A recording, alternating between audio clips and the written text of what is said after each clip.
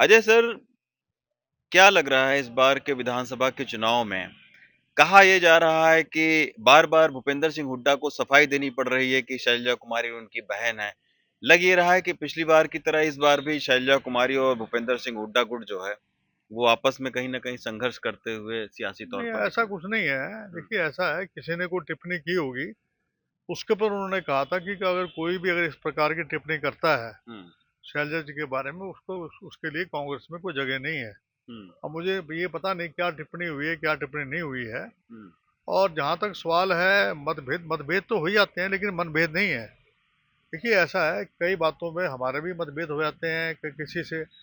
लेकिन जहाँ तक सवाल है पार्टी का झंडा एक है, पार्टी की नेता हमारे खड़गे जी हैं, और राहुल जी और सोनिया गांधी जी हैं। और उनके निर्देश अनुसार जो जो सीईसी ने फैसला लिया है, वो सर माथे पे ये, अब ये बात ठीक है आपकी, क्योंकि कुछ टिकटों में जो है 10-12 जो ऐसी टिकटें हैं हुँ, जिसमें हमारे जो ओबीसी के जो लोग थे, उनमें से ओबीसी के लोग भी लगा लीजिए, एससी के लोग भी लगा लीजिए, जनरल के वोट भी लगा लीजिए, सीटें लगा लीजिए, 10-12 सीटें जो हैं, अगर वो थोड़ा और ठीक अगर हो जाती, तो हम 75 पार करते इस बार। ये तो कैसे ठीक हो जाती? क्या ठीक हो जाती? बस उसमें जो सिलेक्शन जो था एज पर अगर सर्वे हो जाता, हुँ, तो मुझे लगता है कि अभी ये मैं मुझे लग रहा है कि 60 के आसपास हमारी सीटें आएंगी। और इसका पता कुछ नहीं, क्योंकि हवा जब चलती है तो 70 पार भी हो जाती है। लेकिन आप जानते हैं कि जो जैसे हमारी वहाँ से चित्रा सरवारा थी, हुँ, अम्बाला कैंट से, हुँ, तो उनकी टिकट तो बहुत जरूरी थी, वो इंडिपेंडेंट लड़ रही हैं। और शारदा राठौर थी अपने बल्लभगढ़ से, हुँ, वो भी जो है अच्छी कैंडिडेट थी। हुँ। तो मेरा कहने का मकसद ये है कि इस प्रकार से और भी बहुत सारे लोग हैं जिनकी टिकट जो है नहीं मिली है, तो उससे फर्क तो पड़ता है ना जी। सर, कहा ये जा रहा है कि अ, 60 से ज़्यादा सीटों पर टिकट दिलवाने में भूपेंद्र सिंह हुड्डा ने अपने करीबियों को टिकट दिलवाई है। ऐसा ये फैसला देती है सेंट्रल इलेक्शन कमेटी। लेकिन चली तो भूपेंद्र सिंह हुड्डा अब की है। पता नहीं, अब आप कहाँ से आप फिगर्स लेके आ रहे हैं कि भूपेंद्र सिंह हुड्डा की चली या नहीं चली। सिटिंग एमएलए में तो सभी की मिली है, हुँ, तो उसमें तो कोई दो दो बात ही नहीं थी। हुँ, और 50 में से जो देखिए, ऐसा मेरे कहने से भी 3-4 टिकटें तो दी है ना। हुँ, 3-4 टिकटें तो मेरे भी कहने से दी है, हुँ। तो आप ये थोड़ी ना कह सकते हैं कि लेकिन सारी। आप खुद ही कह रहे हैं कि भई ओबीसी और एससी वर्ग को और ज़्यादा नहीं, अच्छे जैसे से टिकट देना जैसे चाहिए। जैसे कश्यप समाज है, हुँ, करनाल में करीबन 1.5 लाख से ऊपर वोट है, हुँ, लेकिन कश्यप को एक भी टिकट नहीं दिया वहाँ। हुँ, कंबोज को दे दिया, अच्छी बात है। हुँ, लेकिन एक टिकट जो है, अगर घरौंडा से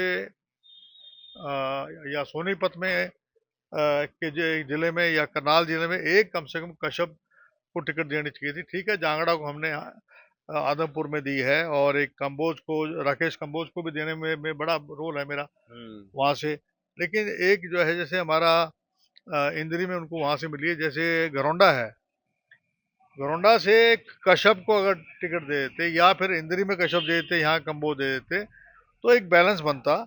और जो हमारे जो बीसीए का कोटा ऑलमोस्ट पूरा हो जाता।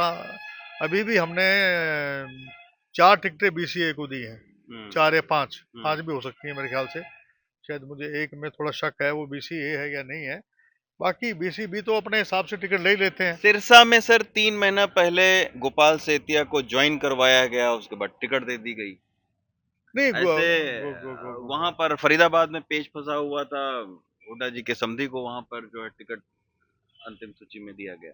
नहीं, देखिए, करण दलाल जो है वो एक मजबूत नेता है, तो हम्म, उनका टिकट तो कटने का कोई सवाल पैदा नहीं होता। हम्म, जहाँ तक आप बता रहे हैं ये सेठिया के बारे में, हम्म, वो इंडिपेंडेंट तौर पे बहुत बहुत बहुत वोट ले गया था। हम्म, अगर इस बार कांग्रेस की इसको वोटें मिल जाती हैं, हम्म, तो सिरसा से हमें कामयाबी मिलेगी उससे। हम्म, तो देखो, मेन मकसद हमारा विनेबिलिटी होनी चाहिए, हम्म, विनेबिलिटी। हम्म, अब जिनकी विनेबिलिटी नहीं है, उनको आप केवल इस बात के लिए आप टिकट दें कि भी आपने सीट हरवानी है, हम्म। वो बात गलत है। मुझे लगता है जो सेतिया को जो टिकट दी है, वो भी मेरिट के आधार पे दी है। अच्छा, एक चीज और बताइए सर, आपका बेटा चिरंजीव राव यहाँ से चुनाव दूसरी बार लड़ रहे हैं, हाँ, युवा हैं, हाँ, दक्षिणी हरियाणा के प्रतिनिधित्व के तौर पर उनको डिप्टी सीएम के पद पर आप देखना चाहेंगे? नहीं, वो कौन कौन पिता नहीं चाहेगा उसका बेटा जो है मंत्री बने, डिप्टी सीएम बने। हाँ। लेकिन ये तो हाईकमान ने डिसाइड करेगी ना। जो हमारे मल्लिकार्जुन खड़गे जी हैं हम्म, और राहुल गांधी जी, सोनिया गांधी, वो डिसाइड करेंगी। क्योंकि जहां तक सीनियोरिटी की बात है, हम्म, पिछले 20 साल से वो राजनीति में है। हम्म। अच्छा, एक बस आखिरी सवाल, आपके धुरंधर कट्टर विरोधी राव इंद्रजीत जी बीजेपी से हैं, उन्होंने एनडीटीवी से बातचीत करते कहा कि भाई सीएम पद क्यों, सीएम पद के वो भी दावेदार हैं, वो भी चाहते हैं कि सीएम बने, पिछले 25 साल से वो यही आलाप रट रहे हैं, कि सीएम बनेंगे। मैं सीएम बनूंगा। और पिछली बार खट्टर साहब को बना दिया।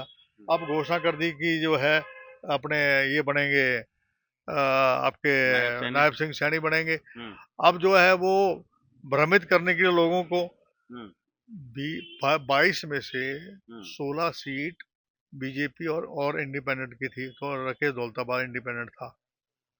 उसके अलावा 6 सीट केवल कांग्रेस की थी, हम्म, 3 तो मेवात की, हम्म, एक नीरज, एक चिरंजीव और एक दान सिंह। हम्म। 6 सीटें थी हमारे पास। बाकी सब इनके, तो तब मुख्यमंत्री क्यों नहीं बने? हाँ, मुख्यमंत्री तब बन जाते ना। हाँ, आप अब उल्टा होगा। हाँ, अब कैसे हम 16-17 हम लेंगे? तो अब अच्छा। तो मुख्यमंत्री बनने का सवाल ही पैदा नहीं होता इनका। चलिए, शुक्रिया सर हमसे बात करने के लिए। रेवाड़ी से देशराज के साथ रवीश रंजन शुक्ला, एनडीटीवी इंडिया।